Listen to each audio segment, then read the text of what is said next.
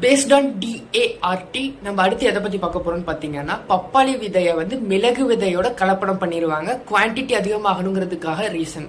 So இதை நம்ம எப்படி ஃபைன் பண்ணலான்னு பாத்தீங்கன்னா, தண்ணி எடுத்துக்கோங்க, தண்ணியில விதைய போடுங்க, போட்டீங்கன்னா போட்ட உடனே அது மிதந்துச்சுன்னா அது பப்பாளி விதைன்னு சொல்லுவாங்க, மிதக்காம அடியில போய் செட்டில் ஆச்சுன்னா அது மிளகு விதைன்னு சொல்லுவாங்க. இது வந்து ஃபர்ஸ்ட் எக்ஸாமினேஷன். ரெண்டாவது எக்ஸாமினேஷன் என்னன்னு பாத்தீங்கன்னா, நேக்கட் ஐ விஷுவலைசேஷன், நம்ம கண்ணால பார்த்து கண்டுபிடிக்கிறதுங்க. எப்படின்னா பப்பாளி விதை பாத்தீங்கன்னா ரொம்ப ஸ்மூத்தி சர்ஃபேஸா இருக்கும், பிளாக்கிஷ் பிரவுன் கலர்ல இருக்கும். அது மட்டும் இல்லாம எந்த ரிங்கிள்ஸும் இருக்காது, மொழு மொழுன்னு இருக்கும். அதுவே மெழுகு விதை பாத்தீங்கன்னா சுரசுரப்பு தன்மையா இருக்கும், அதுல கோடு கோடுகளா வரிகள் இருக்கும். அது மட்டும் இல்லாம ஒரு பிரவுனிஷ் கலரா இருக்கும் பாக்குறதுக்கு. இதை வச்சு நம்ம ரெண்டுக்கும் அடையாளம் கண்டுபிடிச்சிக்கலாம். பேஸ்ட் ஆன் டிஆர்டி நம்ம இப்போ செகண்ட் டெஸ்ட் பார்க்கலாம். என்னன்னு பாத்தீங்கன்னா, ராகில ரோடமைன் பீங்கிற சப்ஸ்டன்ஸ் கலரிங் ஏஜென்ட்டா அதிகமா சேர்க்கிறதா தகவல் வந்திருக்கு.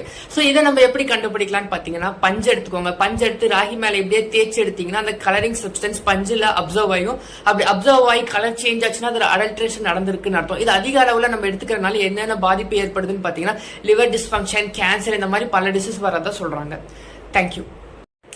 பேஸ்ட் ஆன் டிஏஆர்டி இது டெஸ்ட் நம்பர் 3. என்னன்னா, தேங்காய் எண்ணெய் சுத்தமானதா இல்ல அது கூட வேற ஏதாவது எண்ணெய் மிக்ஸ் பண்ணிருக்காங்களா இல்லையான்னு சொல்லிட்டு எப்படி கண்டுபிடிக்கிறதுன்னு பாக்கலாங்க. தேங்காய் எண்ணெய் ஒரு டிரான்ஸ்பரண்டான கிளாஸ்ல எடுத்துக்கோங்க, எடுத்து அதை ஃப்ரிட்ஜ்ல வச்சுங்க. ஃப்ரீசர்ல வைக்க வேணாம், நார்மலா ஃப்ரிட்ஜ்ல வச்சுட்டு அது சாலிடிஃபை ஆகிற வரைக்கும் வெயிட் பண்ணுங்க.